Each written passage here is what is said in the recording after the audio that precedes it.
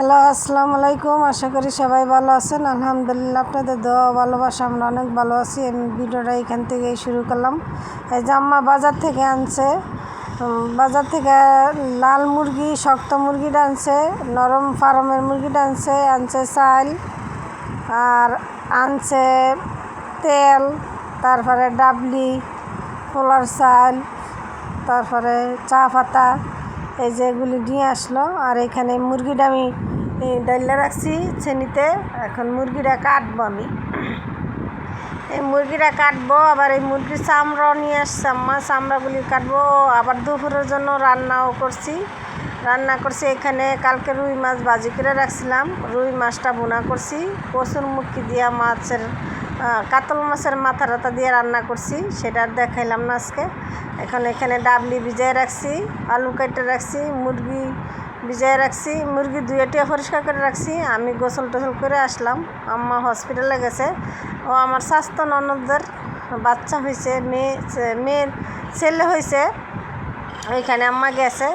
এখন ওই বাচ্চাদেরকে আম্মা ভাত দিতেছে, আমি সব রেডি করে দিছি টেবিলে। আম্মা ভাত খাওয়াইতেছে আর ননদের বাচ্চা করে, আর আমার দুটারে আম্মা ভাত বেড়ে বেড়ে দিতেছে। আর আমি এখান দিয়ে ভাবলাম যে তরকারিটা আমি কষায় রাখি, তা রান্না করে রাখলে কি রাত্রে সুবিধা হবে। শুধু পোলাওটা রান্না করব, আর শুধু মুরগিটাই আমি রান্না করতেছি। এখন দিয়ে দিলাম গরম মশলা, তেল দিয়ে দিলাম। তেলের মধ্যে আদা বাটা, রসুন বাটা দিয়ে দিলাম পরিমাণ মতন করে, 2 চামচ করে দিয়ে দিতেছি। আর দিব গরম মশলা, এখানে মশলা টশলা সব কিছু রাখছি। এটা একটু ভাজা করে নিতেছি। নিয়ে লবণ দিয়ে দিব পরিমাণ মতন, লবণ, হলুদের গুঁড়া, মরিচের গুঁড়া, যা যা লাগে ইত্যাদি যা যা লাগে সব কিছু দিয়ে দিব। এইভাবেই আমি মুরগি রান্না করি। ভাবলাম যে আপনাদের সাথে একটু শেয়ার করি, সামান্যভাবে একটু শেয়ার করি, সেই জন্য একটু শেয়ার করলাম। একটু সামান্য পানি দিয়ে দিলাম। একটা ইলেকট্রিক চুলা তো, নিচে দিয়ে শুধু লেগে যায়, এই জন্য নিচে দিয়ে ফোড়া লেগে যায়, সেই জন্য আমি এই যে একটু সামান্য পানি দিয়ে দিচ্ছি, তাহলে আর ফোড়া লাগে না। এখানে এই যে লবণ, হলুদের গুঁড়া, মরিচের গুঁড়া, ধনিয়া গুঁড়া, জিরার গুঁড়া সব, আর গোলমরিচের গুঁড়োও আছে, রসুনের গুঁড়োও আছে। এখানে সব মশলাগুলি দিয়ে দিছি। এইটা দেওয়ার পরে আম্মা আবার ওই চামড়াগুলি রাইখা দিছিলাম আমি আলাদাভাবে, চামড়া, পাও, গলা। আম্মা বললো যে না, শুধু মুরগিটা হইবে না, তুমি এক কাজ করো, এটা দিয়ে দাও। পরে ওই ফাঁসের ফেলারের থেকে চামড়াগুলি ছেঁকে আনছে। চামড়া না ছেঁকলে আমি আবার চামড়া খাইতে পারি না, সেই জন্য চামড়াগুলি ছেঁকে আনছে। আর চামড়া, গলা, পাখনা এডি খাইতে মজা লাগে মুরগির।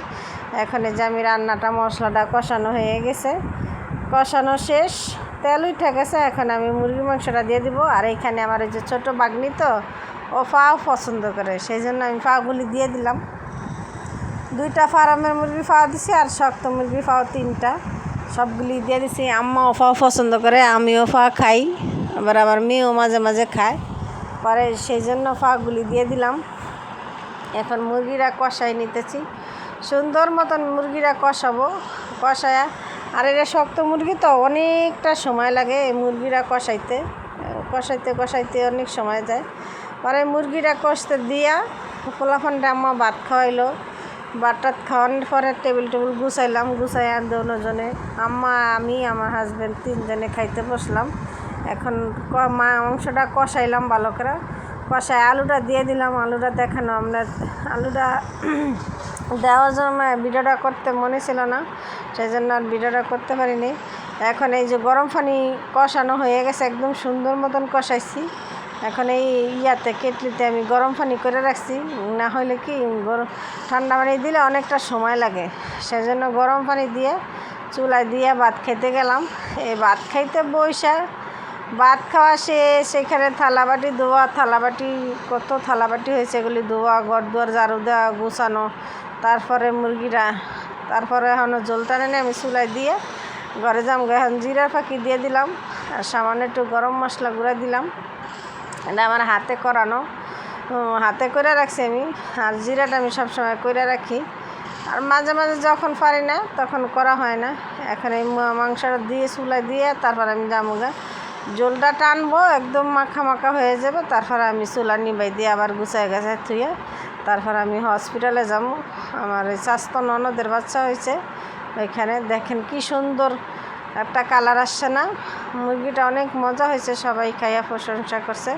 আর রাত্রে আমি একটু এই যে পোলাও রান্না করছি, এখানে 1.5 কেজি চালের পোলাও। আম্মা চালটা দিয়ে গেছে গুছাইয়া, আমি পোলাওটা বসাই দিছি। এখানে পোলাওটা রান্না করব আর এই চটফুটি রান্না করব। চটফুটি খাবে সবাই। আম্মা ডাবলি সিদ্ধ করে রাখছে, আমি হসপিটালে গেছি, এই সব সিদ্ধ করে আলু টালু সিদ্ধ করে রাখছে। পরে আইসা চটফুটিটা বানাই আর ফুচকাটা ঘরে বাইজা দিছি। আমার বড় ননা এসে ফুচকা দিছিল, ওই ফুচকাটা বাইজা তারপর দিছি বাচ্চারা খাওয়ার জন্য।